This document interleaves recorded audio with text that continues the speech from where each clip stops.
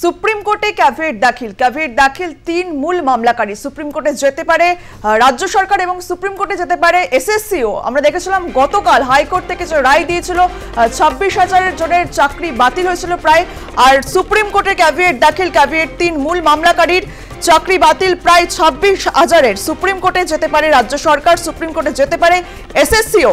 তাদের বক্তব্য যেন শোনা হয়, এই কারণেই ক্যাভিয়েট 3 মূল মামলাকারী। হাইকোর্টের রায়ে চাকরি বাতিল 26,000-এর। সুপ্রিম কোর্টে যেতে পারে রাজ্য সরকার, এসএসসিও যেতে পারে সুপ্রিম কোর্টে, এমনটাই জানা যাচ্ছে। সুপ্রিম কোর্টে ক্যাভিয়েট 3 মূল মামলাকারী, তাদের বক্তব্য যেন শোনা হয়, এই কারণেই ক্যাভিয়েট 3 মূল মামলাকারী।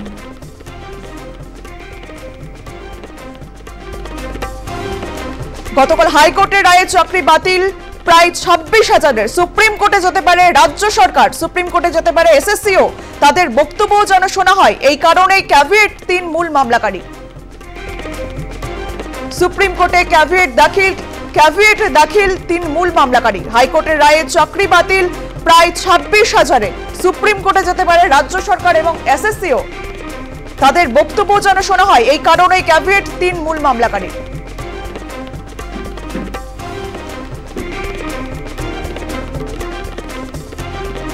গতকাল হাইকোর্ট থেকে যে রায় দিয়েছিল তারপর প্রায় 26,000-এর চাকরি বাতিল গিয়েছে।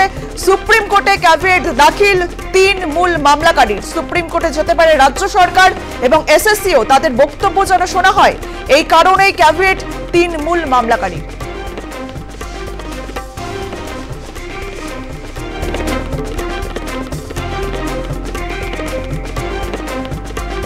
সুপ্রিম কোর্টে যেতে পারে এসএসসিও এবং রাজ্য সরকারও, তাদের বক্তব্য যেন শোনা হয়, সেই কারণেই ক্যাভিয়েট 3 মূল মামলাকারী।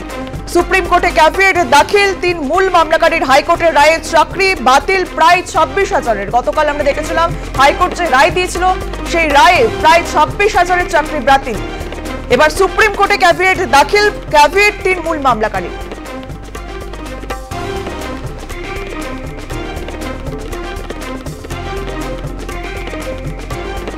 সুপ্রিম কোর্টে যেতে পারে রাজ্য সরকার এবং এসএসসিও, তাদের বক্তব্য যেন শোনা হয়, এই কারণেই ক্যাভিয়েট 3 মূল মামলাকারী। সুপ্রিম কোর্টে ক্যাভিয়েট দাখিল 3 মূল মামলাকারী। আমাদের সঙ্গে টেলিফোনে রয়েছেন আইনজীবী ফিরদৌস শামীম। ফিরদৌস, সুপ্রিম কোর্টে ক্যাভিয়েট দাখিল 3 মূল মামলাকারী, এ বিষয়ে আপনার থেকে একটু বিস্তারিত জানবো।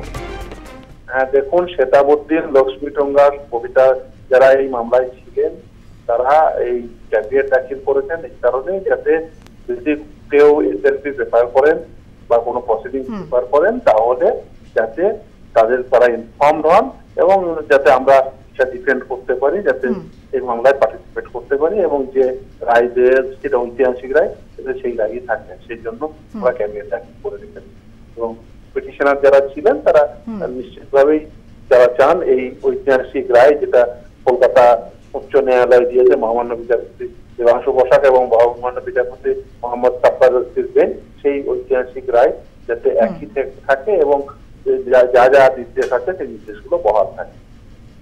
বেশ, ধন্যবাদ আপনাকে আমাদের সঙ্গে কথা বলার জন্য।